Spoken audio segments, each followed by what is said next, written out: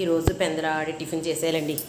Fruits అన్న తింటే తినేసి, టిఫిన్ చేయాలంటే చేసేసి, ఏది చేసేవాళ్ళు మధ్య తాగాలంటే తాగేసి గవ్వ తినేయాలండి. ఈరోజు 9 అవ్వకుండా చూసుకోవాలి. 8 అన్నీ అయిపోవాలి. టిఫిన్లు అయినా తినాలన్నా, ఫ్రూట్స్ తినాలన్నా తినేయాలంటే మా ఆయన గారు ఏంటి అంత కంగారేంటి వాడు అంత హడావుడి ఏంటని అడిగారు. ఏమీ లేదండి, ఈరోజు గ్రహణం అంట, త్వరగా తినేయాలంటండి అని చెప్పాను. పెద్దోళ్ళు ఎప్పుడో చెప్పింది అని చెప్తే, ఈ గ్రహణానికి ఏముంది 4 గంటలు ఉంటుంది, 5 గంటలు ఉంటుంది, అందుకంటే ఎక్కువ టైం ఏముండదు. నేను గ్రహణం ఎప్పుడు భయపడుతున్నానంటే 2004లో ఒకసారి భయపడ్డాను, గ్రహణం పట్టిందని. అప్పటి నుంచి ఇప్పటి వరకు వదలలేదు. ఈ గ్రహణానికి ఏముంది, ఇదేం భయపడక్కర్లేదు.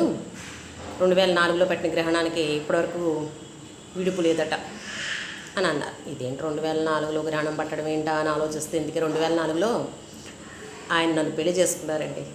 అప్పుడు పట్టిందంటే గ్రహణం ఇప్పటి వరకు వదలలేదండి. అది అసలు విషయం. చూసారా ఎంత ధైర్యంగా చెప్పేస్తారు ఆయన గారు. కొన్ని నిజాలు బాగా చెప్పేస్తారు. కాకపోతే ఏం చేస్తాం మరి, చేసుకున్నాక తప్పదు కదా. ఎన్నాళ్ళు ఉండాలి గ్రహణం, అన్నాళ్ళు ఉండవలసిందే, తప్పదు. ఈ గ్రహణానికే ఉంది, వసతి వెళ్ళిపోద్దంటే ఆయన చూడండి ఎంత ధైర్యంగా చెప్పారు.